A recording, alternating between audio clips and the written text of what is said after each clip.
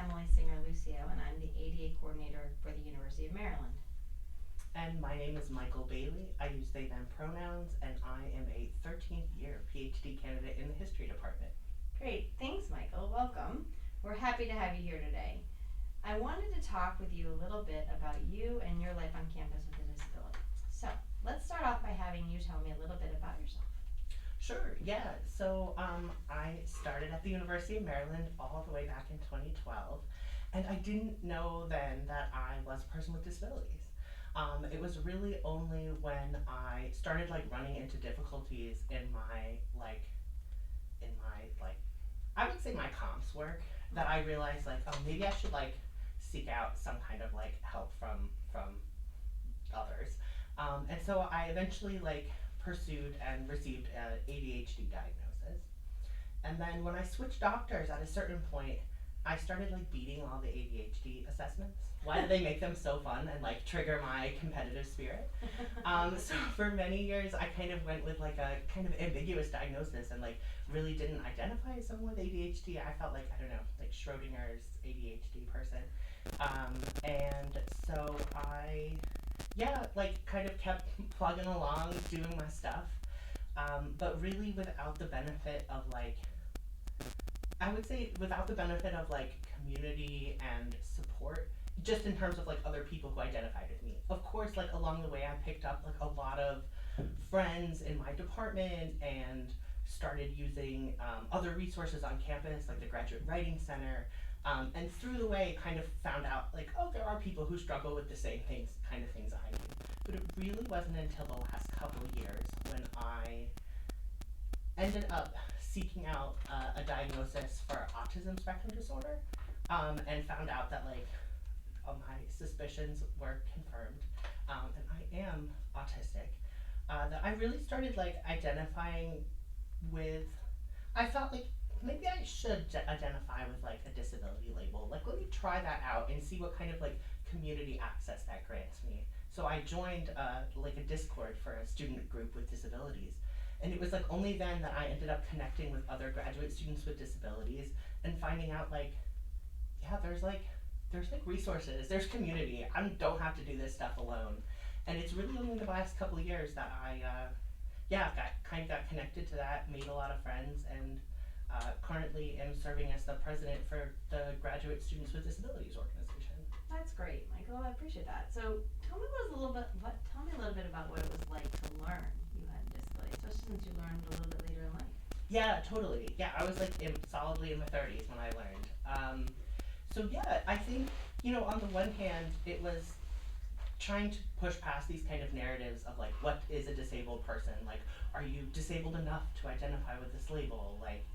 I always thought growing up in the 90s that disabled had a very certain look to it, right? And that was always well, that's not you because you're not visibly disabled, right? And I think also my understanding of invisible disabilities also evolved over time to knowing, oh, I had an aunt that had, or she still has fibromyalgia, and it's okay, well that's kind of invisible, but at the same time that doesn't have anything to do with me. I'm not experiencing great levels of pain, that sort of thing.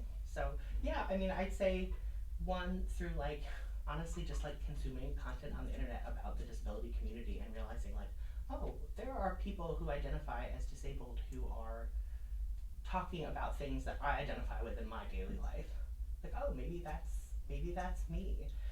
And then connecting in real life, there's kind of the theoretical, I'm learning about it online, and then actually meeting people in real life who are also on this campus, are again dealing with similar things to what I am, whether that's just existing as a disabled student on campus. I found the most rewarding thing, kind of embracing this identity about myself, is one, connecting with community and all of that brings, which is camaraderie, and also the access to resources, stuff that I had no idea existed on this campus despite being here for a really long time. Well, so good. That's good that you found the resources to help, right? So happy, yeah. Yeah. So, normally I ask people what it was like having a disability at different stages of your life, but obviously you didn't really know until later. Yeah.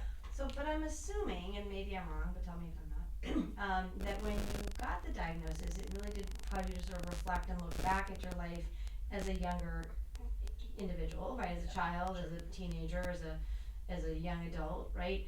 And think, oh, maybe that was a sign. Tell me a little bit about that. Yeah, totally. I think, yeah, one of the things that diagnosis really brought me, and I'll just say too that like I do think that like self-diagnosis is totally valid. Just I don't know, for myself, I was like, I just need someone else to confirm it externally. But and luckily like had access to that. So yeah, but no, looking back, it's like a lot of things that were extremely normal in my family because among other things like being autistic is genetic. A lot of things that were like normal in my family, it's like, wait, not everyone's dad can like quote movies by heart. Like not everyone's, I don't know, like mom has like very specific preferences as to like the way they do things or whatever. So that was like kind of interesting to just kind of learn that like, oh, my baseline for normality is like very specific. But then yeah, you know, looking back in childhood, like, oh, I was always kind of like identified with the term of like being a lazy person, you know, and like my parents, like I think even out of like love, but also because this is what they had been told about themselves, were like, you're just kind of lazy. And it's like, oh, I just really had trouble like starting tasks even if I wanted to do them. You know, like I had executive dysfunction issues like since birth probably. So I don't know, like having that, like knowing even in my schoolwork that I was like always a procrastinator. And I remember my mom, bless her, would always be like, you always just like put it off to the last minute and then you always get away with it. Like that's so annoying. Like It's a lot how of are you people who do that. how are you gonna unfortunately. learn? Yeah. Exactly. So, you know, and yeah, it really wasn't until I got to like grad school that I was like, oh no, my like ways of putting things, you can put a dissertation off until the last minute, unfortunately. So, you know, that's been one of the things that, yeah, reflecting on, it's just like, oh yeah, all these things were like always present. You know, I think a lot of people try and, when we talk about labels, right, they try and fit everything in this like little labels, right? And I think the thing that people tend to forget or not realize is that you may say, oh, there are other members of my family who were on the autism spectrum, right? But that, again, you've got the word spectrum in there, right? So there are so many different ways that a disability manifests itself in each individual and at each stage of life, right? When you're a child, it's going to manifest itself differently than when you're a teenager, and it's going to manifest itself differently when you're a young adult, and it's going to manifest itself differently when you're, you know, in college and then married, right? Because there's different stages of your life and you're at different developmental stages, right? So it's going to manifest itself differently. But the same thing holds true for types of disabilities, right? Because not everybody with autism diagnosis is the same. As a matter of fact, I don't even think there are two people with an autism diagnosis who are the same, right?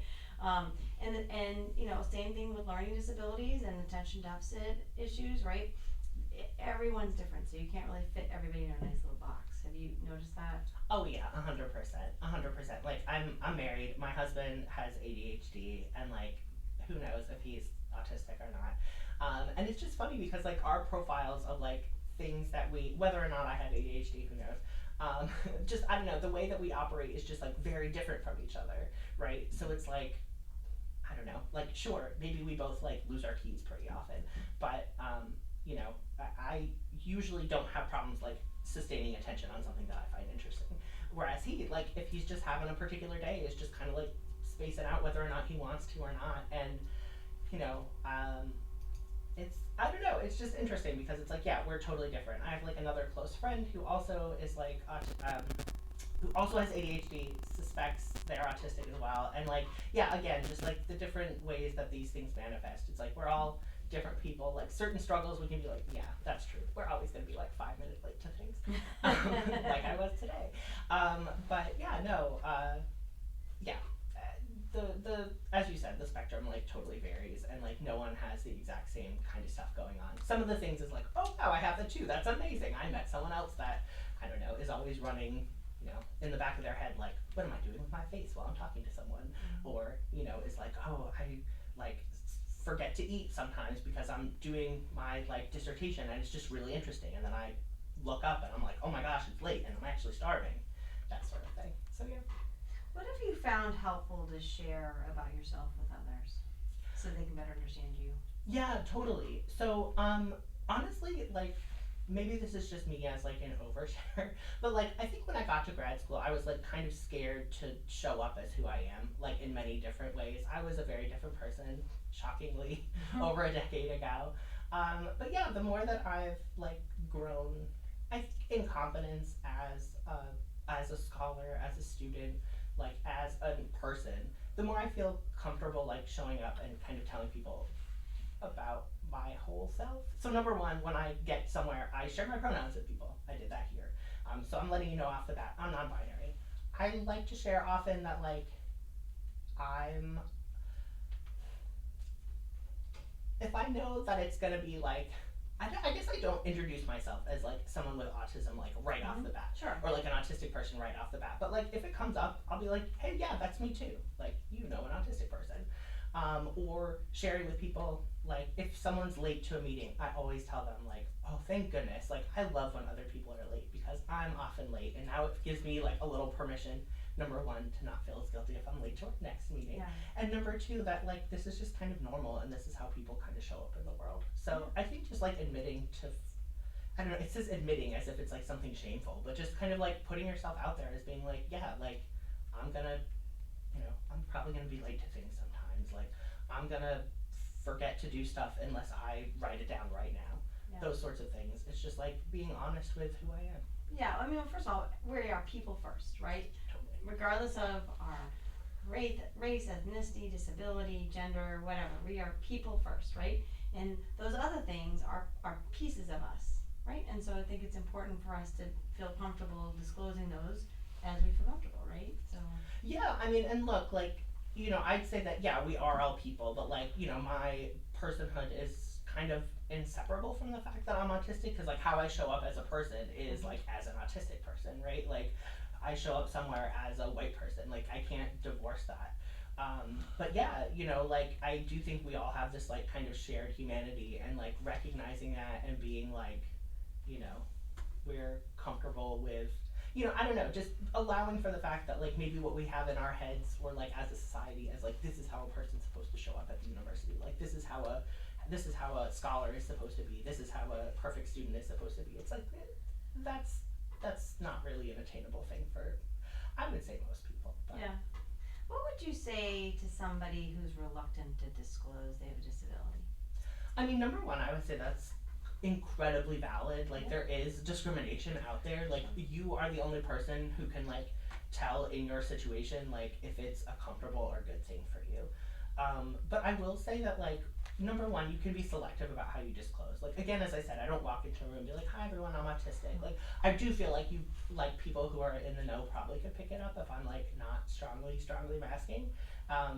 But yeah, no, I would say that like disclosing, whether or not that's like to yourself or like being able to like come to a community space and say, hey, I'm like one of you, it can be like really freeing and healing.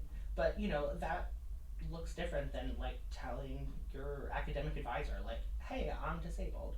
That was something that I really struggled with and didn't do for a long time because I wasn't sure if it was going to be like received well or not. And was it? Yeah, it was received totally fine. Yeah, That's sure. And has your advisor been supportive ever since? Yeah, my advisor has been supportive. Yeah, I mean, you know, and like having been, like I don't want to call out my advisor. I think my advisor is a great person, but it's like even being at the university for as long as I have seen people's attitudes evolve on these kinds of things in the last 10 years, in the last 12 years, let's say. Like I've seen people's attitudes evolve, and like not that I think that people's disabilities like weren't being accommodated 12 years ago, like they were, but it's like I've seen even just the way people talk about these things as being different and like for the better. And it really, I think one, that was like part of what made me feel comfortable in like claiming this label for myself, and then two, like putting myself out there. That's awesome. What do you wish other people knew about you? What do I wish other people knew about me? You know, like I don't know. I feel like I try to like put out there what I wish people know about me. Like when I started at grad school, I was like not out as trans to myself or anyone else. Like I feel like when you look at me now, like you just kind of like get some vibes about me. And I like that. I guess number two is that like I don't know, like I wish that people knew that I've been in grad school like an embarrassingly long time, but like I'm gonna keep going until I finish. That's awesome. Yeah. I'm like learning to just like embrace it and not just be like, I'm a PhD candidate and like skip how many years I've been here. I'm like, I've been here a long time and I'm gonna finish. Good for you. Thanks. Yeah, people do PhDs at various different ways and various different stages and various different lengths, and you just need to do what works for you, right? Totally. What are some preconceived ideas people have about you? Preconceived ideas. You know, I think being that I've been here for a long time, when people hear that I've been doing the PhD for a long time, one, I think people think either I've been like working full time while doing my PhD. That's not true. I'm just slow.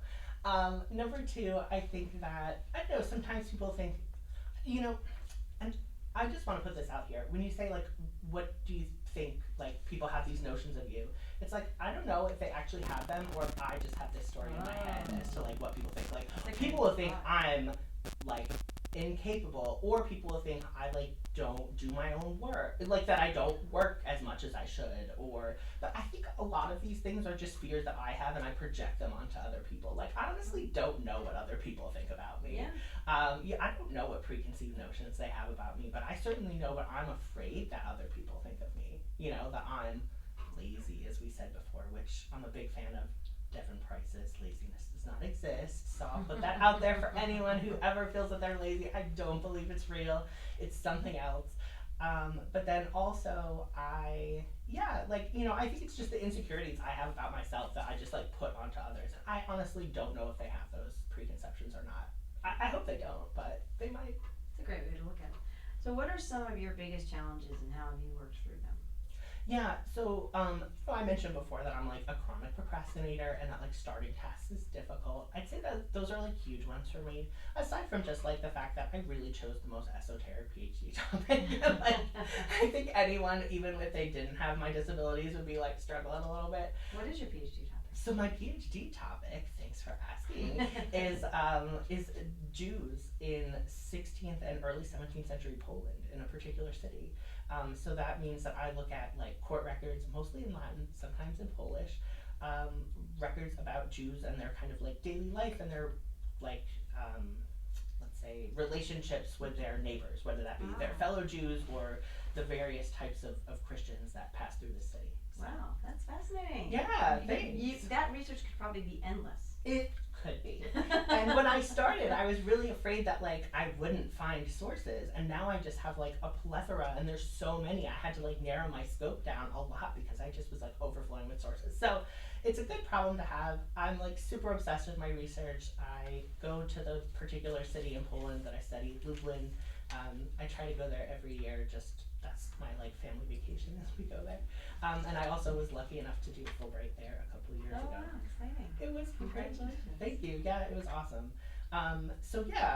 But you know, I would say going back to like the initial question of like the kind of struggles that I have, you know, I think the kind of like task initiation and just like being able to like, I can sit and focus for a while, but just getting started. And I think the things that I've done that have been like extremely helpful. Number one, I have to plug the Graduate Writing Center again. Like they're amazing.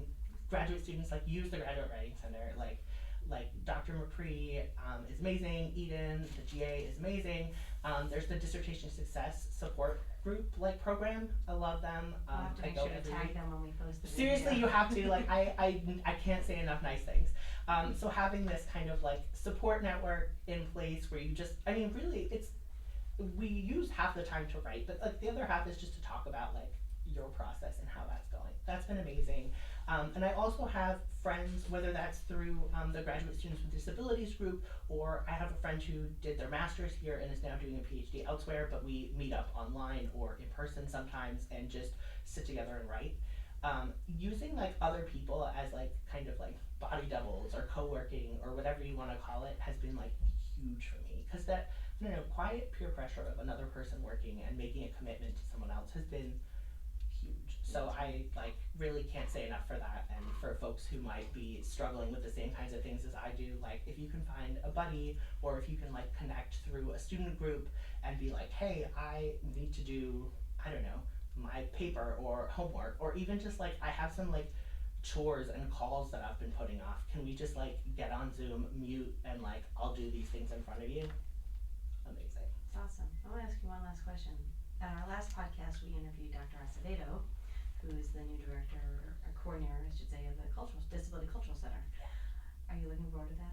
So much. Looking forward to it so much. And, recently I had the opportunity to attend a lunch, kind of a welcome lunch for Dr. Acevedo, and the things that she said about, like, disability community and, like, basically how, we as disabled people, we help each other, and, like, being able to, like, foster a center where we come together as a community and have this kind of, like, communal solidarity and like, yeah, just the power that we all bring together. I think number one, having a place on campus for this, like a physical place, is amazing. And I think number two, like the energy that Dr. Acevedo brings is something that's like, oh, I just love to see it as a disabled person myself. I love to see this energy on campus, and I look forward to, hopefully connecting with even more disabled folks. Yeah, we are all looking forward to the development of that center. So Totally. thank you so much for joining us today. Thank It's been great, Michael. I do hope that this conversation opens people's eyes to what it is like to live with a disability. For more information about resources at University of Maryland and about disability, please go to our accessibility website at accessibility.umd.edu. And being that this is October, you will also find a list of activities for October Disability Awareness Month events. Thanks again for listening, and thank you again, Michael. Thank you so much. It's been great.